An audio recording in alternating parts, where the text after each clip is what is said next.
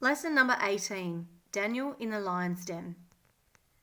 King Nebuchadnezzar died and a new king rose up. His name was King Darius. He had 120 princes that helped him rule the kingdom. Among these was Daniel, the faithful servant of God. King Darius grew to love Daniel more than all the other princes because Daniel was so wise and good in all that he did. The king made Daniel the ruler over all the princes and wanted to make him head over all the kingdom. The other princes became very jealous of Daniel. They complained about him. Oh, that Daniel. Yeah, I know. King Darius is always talking about him. I wish he'd talk about us. I know. I'm just so sick of him. He always does everything right. Yeah, he comes to work on time. He always dresses properly. He's always so wise. Oh, yes, we need to come up with something that will, somewhere that we can find fault in him. Yes, good idea. But what? Together, they came up with a decree that whoever would ask a petition of any god or man for 30 days, save the king, would be cast into the lion's den. They quickly wrote it out and brought it to the king. The king could see nothing wrong with this plan, so he signed his name to the decree. Alas, he did not know that the princes had tricked him into making this law just so that Daniel could be killed, because the princes knew that Daniel loved the God of Israel and he prayed to God 3 times a day. The law was made throughout the whole land. It could not be changed.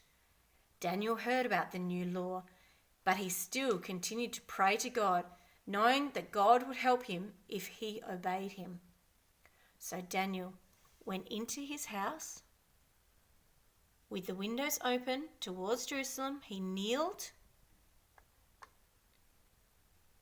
and he kneeled down 3 times a day.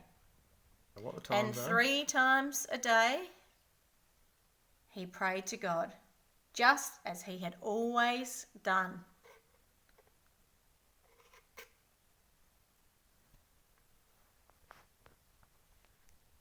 Secretly, the other princes watched him. This is what they'd been waiting for. They hurried to tell the king that Daniel had broken the law. He must be thrown into the den of lions. The king was so unhappy when he heard about Daniel. He did not want to throw Daniel into the lion's den. How could he save Daniel? He thought and thought, but by the end of the day, he still had not thought of a way that he could save Daniel. Even the king couldn't change the law once it had been made. Sadly, he said to Daniel, "Oh, Daniel, your God, who you serve continuously, he will save you." Then Daniel was thrown into the lion's den.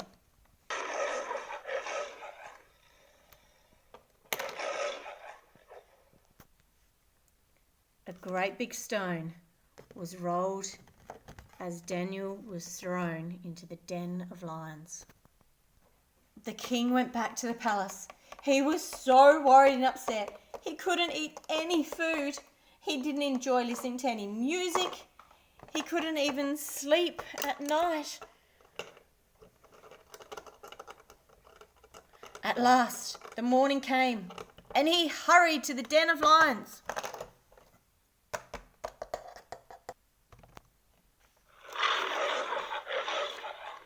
The king called out, "Oh, Daniel, servant of the living God, is your God, whom you serve continually, is he able to deliver you from the lions?"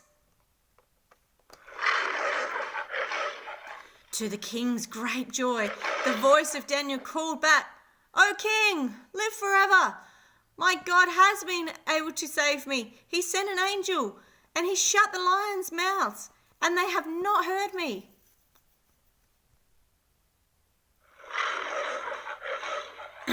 hurt me. God was able to deliver Daniel. So the king ordered that Daniel should be taken out of the lion's den. He found, when he looked over Daniel, that he had no wound on him of any kind, no scratches or bite marks or anything, because Daniel had believed in God. Then the king turned to the jealous princes. Their wicked plan had come to nothing. They were thrown into the lion's den. Together with their families, they were thrown in. The lions pounced on them hungrily and ate them all up, even before they got to the bottom of the den. In this way, the king punished them for their hatred and their jealousy of Daniel. Now the king knew that Daniel's God was the only true God. He wrote a special decree that everyone in his kingdom had to respect the God of Daniel because of his great power and because he had delivered Daniel from the den of lions.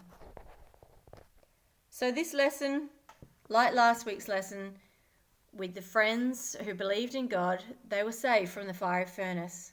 And today's lesson with Daniel continuing to pray to his God because he feared and loved him, he was saved from the den of lions.